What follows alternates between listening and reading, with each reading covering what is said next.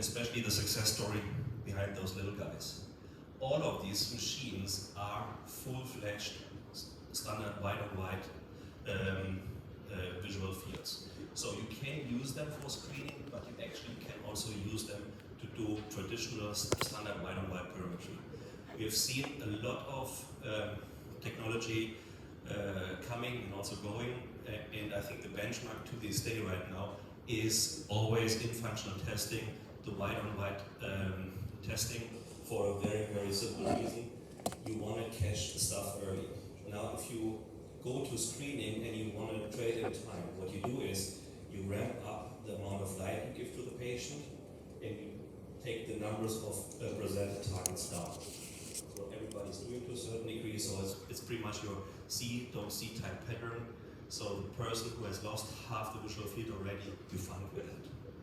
But if you ask yourself, do I want to be tested like this? Should I test my grandmother like this? I hope all of you in the room go, no.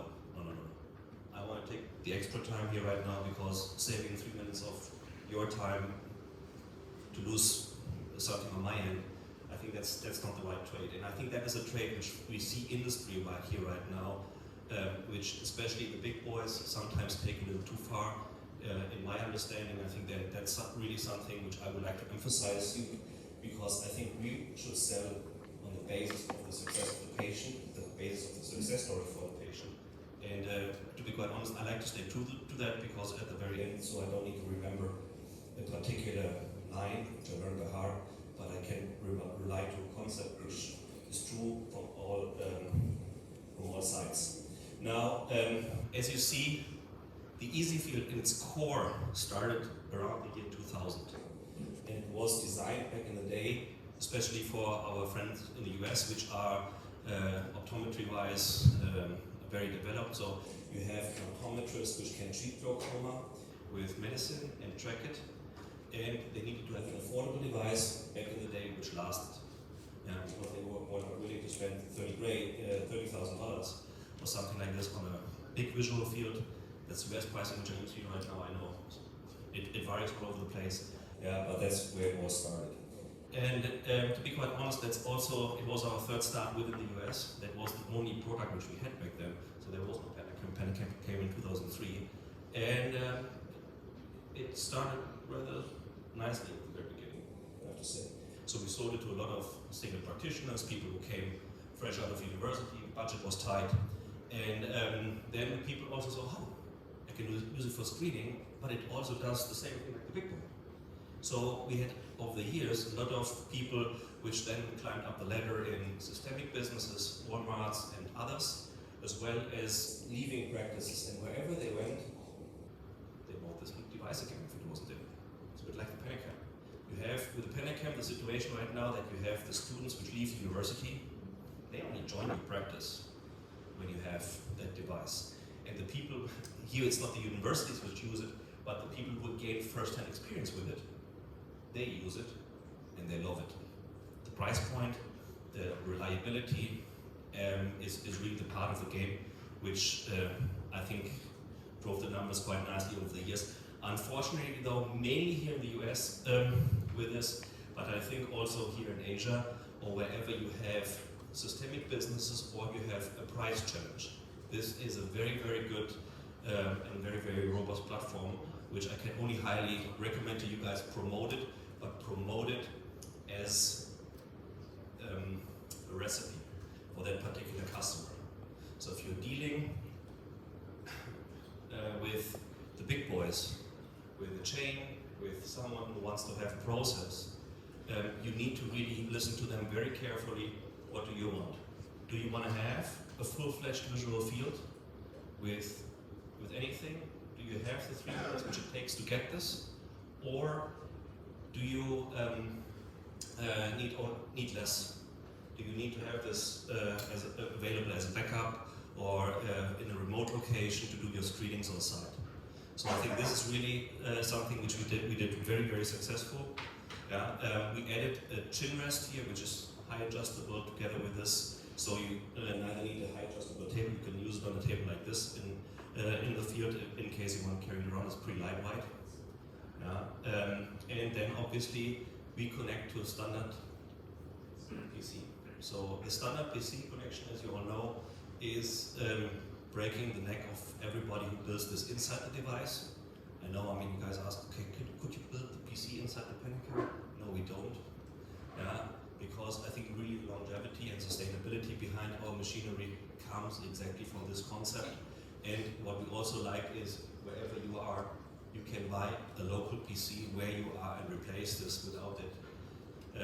We need to get deeply involved, and I think, I mean, I really like that concept, and this is really something which I think you can also emphasize, because when you're speaking with someone who has a little bit of a business mind, they look from two sides of this. On the one side, how much money can I make with it? On the other side, how much does it cost me? And the customers where we placed this, they are very much cost driven so far, but they made also a decent amount of money throughout this thing. So I mean, one thing what is very important, you can use it, you can have a very fast glaucoma screening, but you can also use it for AMD as well, up to 30-degree Yellow. You don't need a dark room, same thing like with the smart field. You have a natural network solution, like with Penacam, you can use the same customer base, so it's the same patient data management, like when you set up a Cartograph or something else, and it uses the same patient data management system. So there is, this can be your entrance device to make this an Oculus customer. Transportability, I think, is also a big one in case you want to make a remote screening someplace, which some people do. And then here is something, I think, which we also found out, and we have no moving parts here, that really gives this thing, I think, a lifetime which is very, very long. So we have people, at the beginning we sold this for $5,000, $5,500 in the US in 1999, and the people sold it after 12 years when they bought the next one for $5,000. So the used market is very, very high for this. Again, standard wide and wide perimetry, that's the base of our concept, and we're not going to stay away from that. And I think one thing which we also would like to emphasize a little bit, these VR parameters are head-mounted displays. So I think if you have a high volume setup, to have something which you can wipe with alcohol and clean, I think is a very proven concept so far, and I think this closed ball system from a hygiene perspective is also something which is your friend. I mean, here right now we have high temperatures, everything grows very beautifully, very fast. Here that we had even fungus growing on microscopes in this area, and I've never heard that this happens before. So I think this is really something which we can emphasize maybe, and very attractive pricing in comparison with health. So I think this is really something when you are, and the very attractive pricing includes a very nice margin for you guys. So this is really something where if you can sell it as a process to a little larger clinic, to a chain, it's a very, very good system. Then a quick overview. What is the all-over solution, what you get with it, or what's available with it. I would highly recommend always to push for the Spark strategy. In case you don't know what that is, that's something we introduced 6-7 years ago, maybe even a little longer, maybe 10 years ago. We did this together with Professor De La Rosa, and it works for glaucoma patients, so for your glaucoma suspects, and it gives you threshold screening for after 90 seconds, or the threshold field after 3 minutes, no matter the patient. And if you know perimetry, usually a threshold field is what you would like to have for yourself, but typically you are 6 minutes in that game. Or if you have a problem, it goes continuously longer. So the more problems you have, the longer it gets. Obviously, the longer it gets for elderly patients, the quality of them is not improving.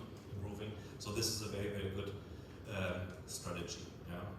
Then we have the advanced field assessments also with it, with Brosini and the glaucoma staging programs, which are involved for the people which want to go into a little deeper analysis. And we have also the so-called threshold noiseless trend, which is specifically designed to minimize a little bit the variance which these fields have in general, and give you also for your glaucoma management, progression management, the option to do that. I hear that in Australia bilateral measurements is the thing. I'm not so sure if it's bilateral measurement at the same time or at the very end a printout which needs to show side by side. I think that's something which certainly can be addressed or should be addressed if this is something which keeps us off the market. But I think in general to look at one eye at a time, there is some merits in this, because usually the big fields also come with an occluder, because it's again, I mean, do I save time or do I want to have a good measurement? And I think it's always, if you want to have an early diagnosis, you need precision, you need good data, and you need to have the right focus. So I think it's our job to bring quality to the clinics, to raise the bar for the patients, for the clinic, for us at the very end. And I think this is really also something which we have to lean a little against the general trend, because I think it's good to make money, but I think make money in the right way, not in the wrong way. And the wrong way to me is if I cut away short, risking your vision. I don't want to do that. Yeah, here we have a typical setting in how it looks in the States. So there was no space for a field analyzer, plus this is not a dark room. So that's a frequent issue which you have. This type of testing, even if you use it with a VR testing, you want to do this in an environment where you don't have instruction. If someone talks beside you or whatsoever, you're distracted, measurements out the door. So I think this is really something which we have to also watch on site. The environment really matters. Like with the Penacam, it needs to be a dark room, especially if you want to use densitometry in the very end. Here also, you need to have an undisturbed space. Can have a little daylight, but you don't want to have direct light. And also what you don't want to have is a shining light right above it, which can directly reflect in the lens, because this is also going to cause you another defect. Yeah.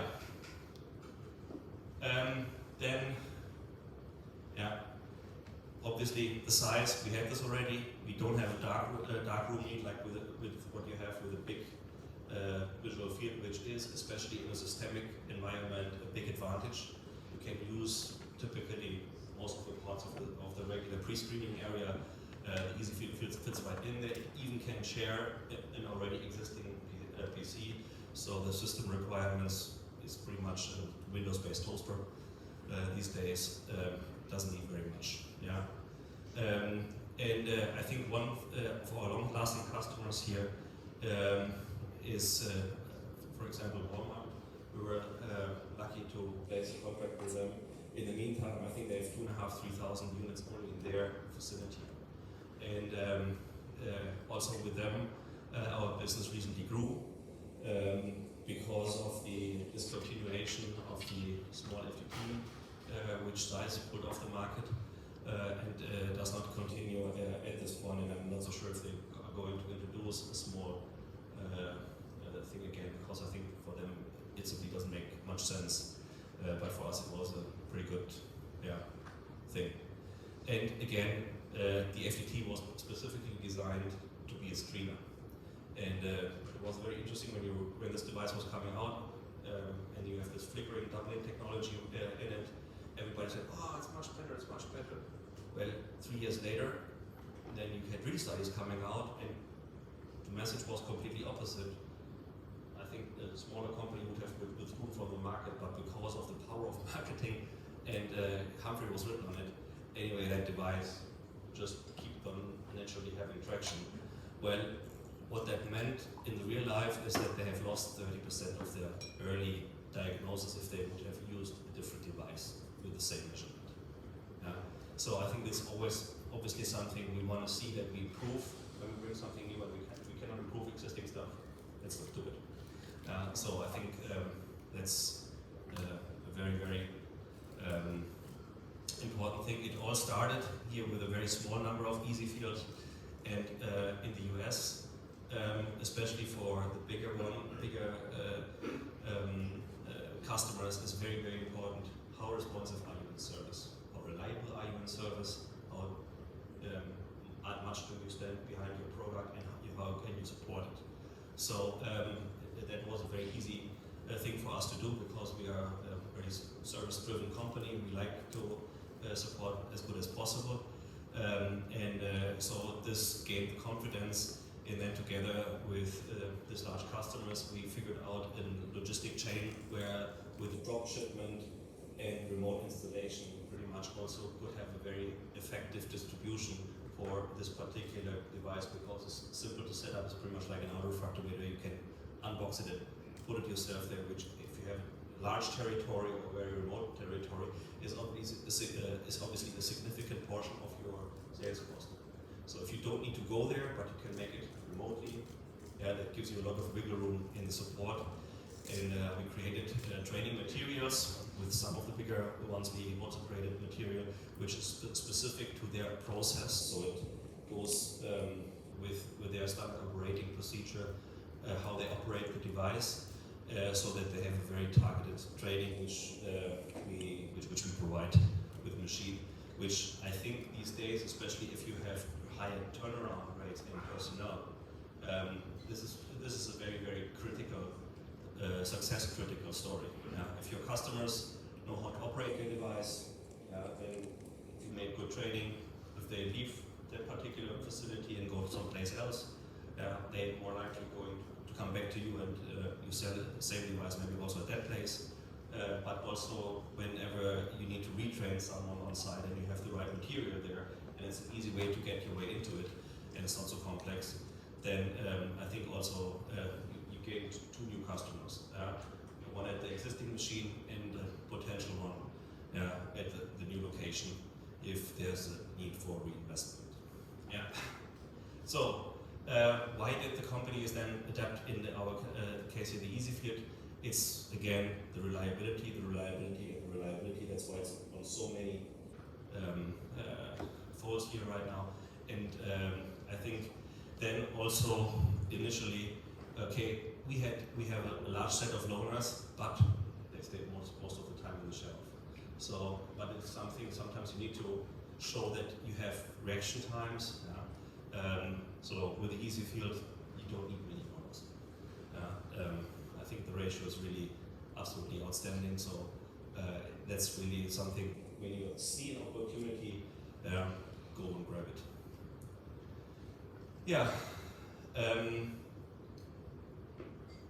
Let's think again what we just had, and then I think the biggest portion, and I think I've drizzled this in already earlier, behind the success story is the word of mouth, the consistency behind this device in the field. So you start with something, pretty much like with everything, with the first Corvus user, your first Pelican user, the first visual field user. If he's happy, he tells his friends, and if he makes a lot of money with it, and that's in the US actually a funny side story.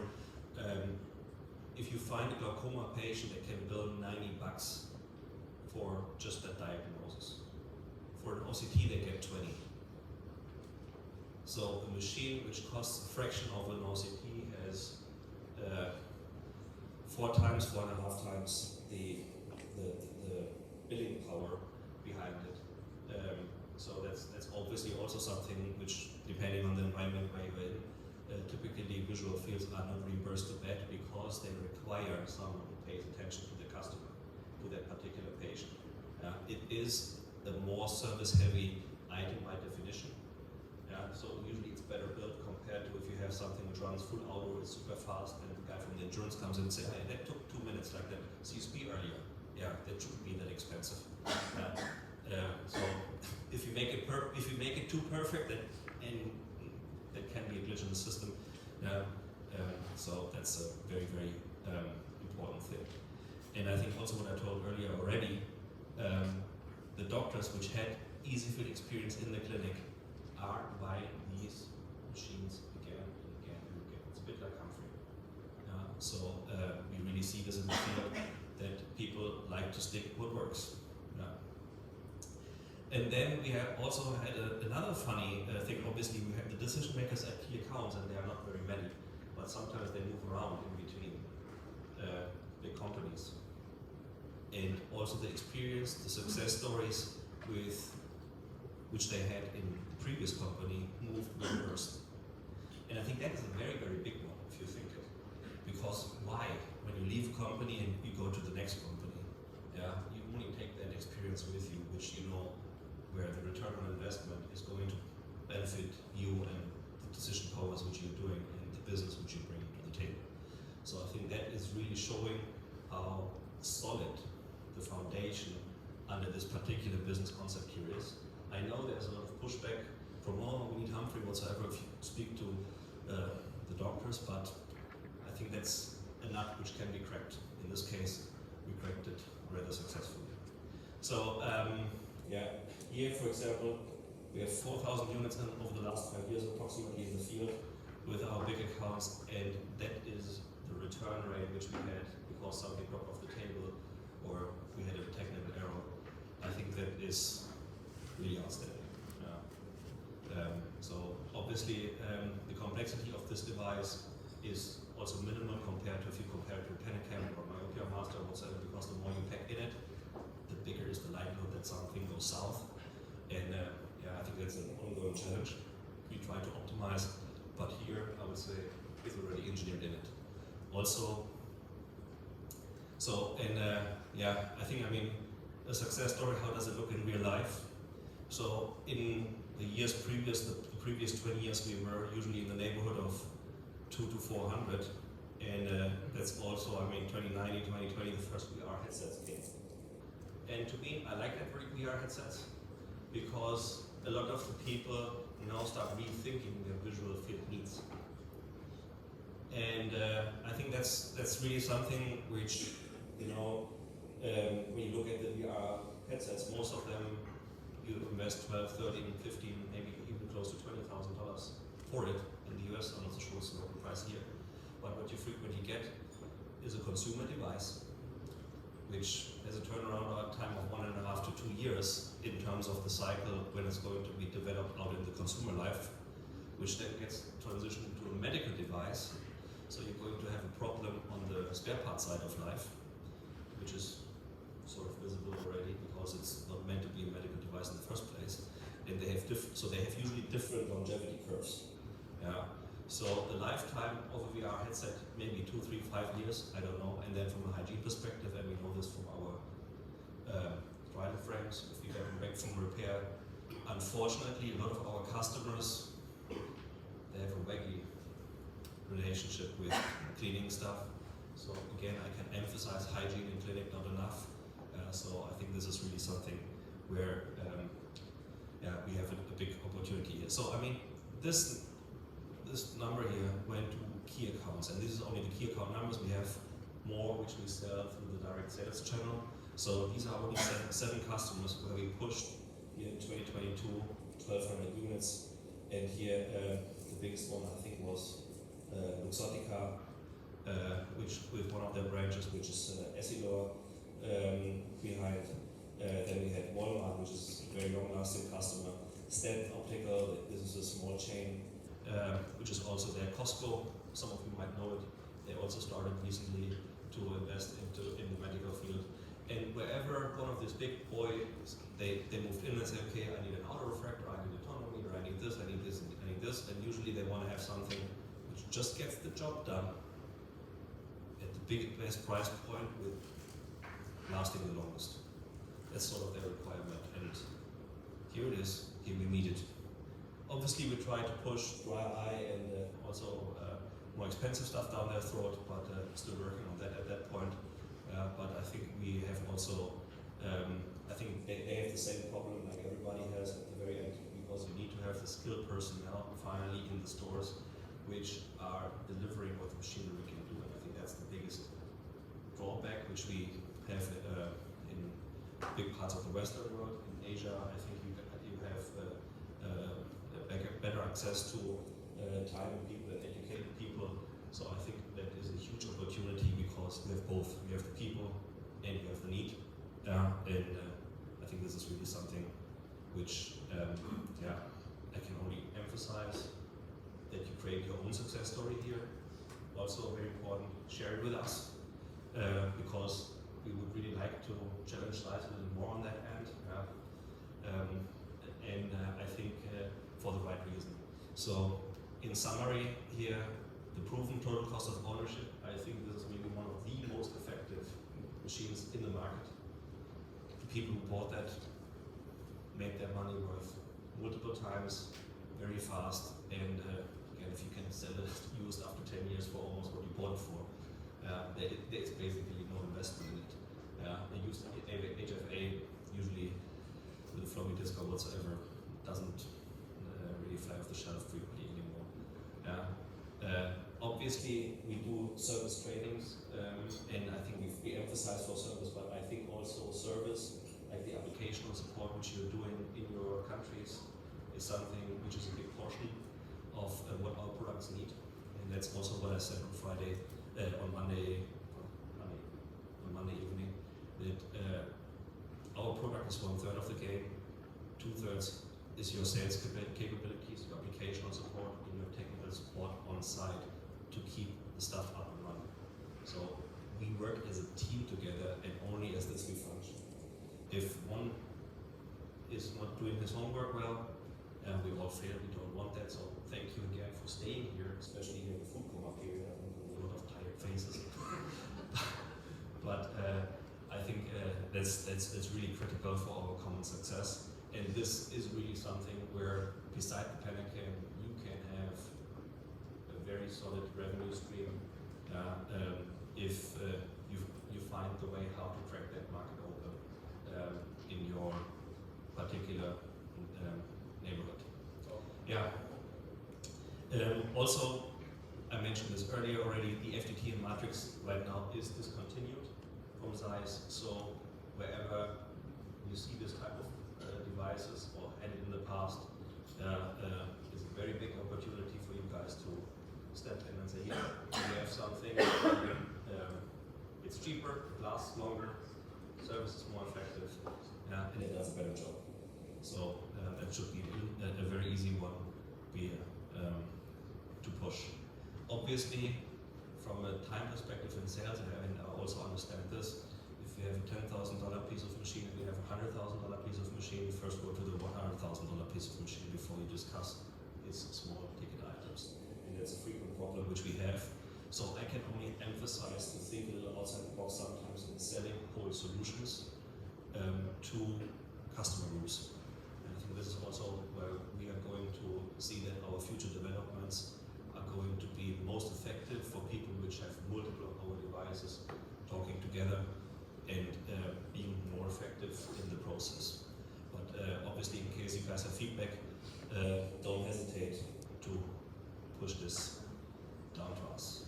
Now, finally, I also got some clinical selling points where we had some recent studies here. This one from 2020, which is brand new in the perimetry world.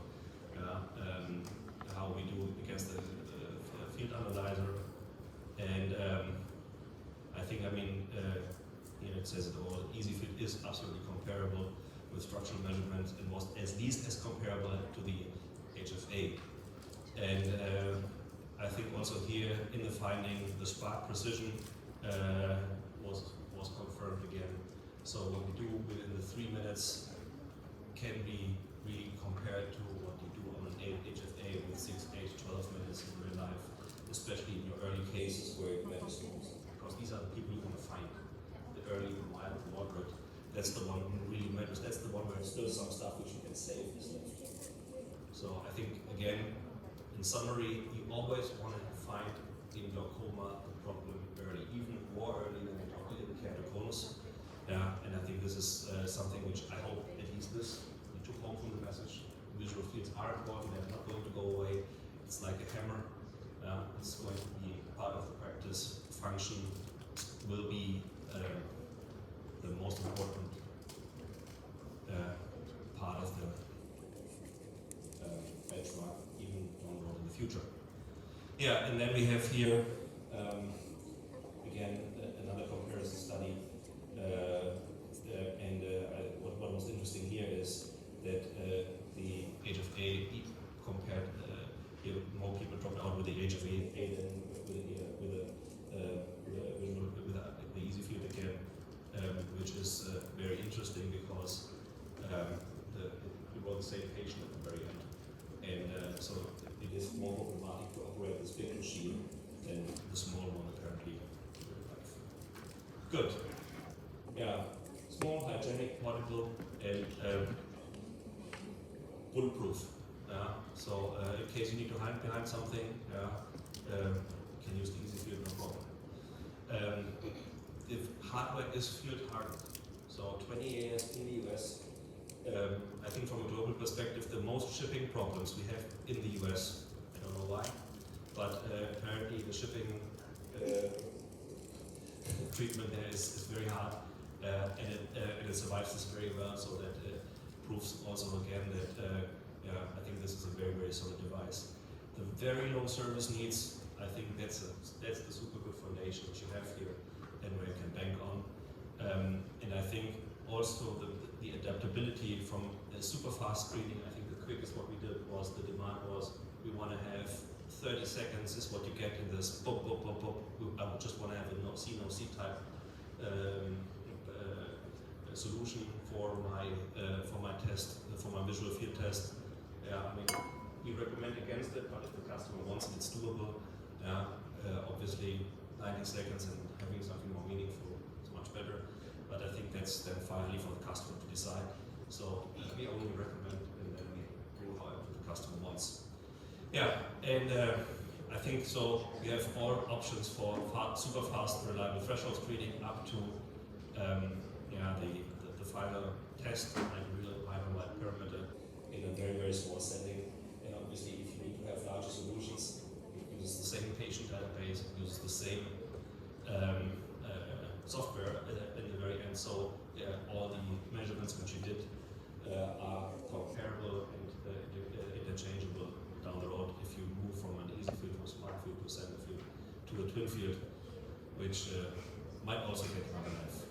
So, is this something which comes now or is later? The news? That's later, okay. So then questions. Lifetime generally. How long do the customers keep it? To the point they die. The customer, not the machine. Literally, I mean that's the problem. The machine outlives the customer very frequently. You have a fixed LED grid back there. I mean, end of life is usually when you have a fatal error because it drops off the table or something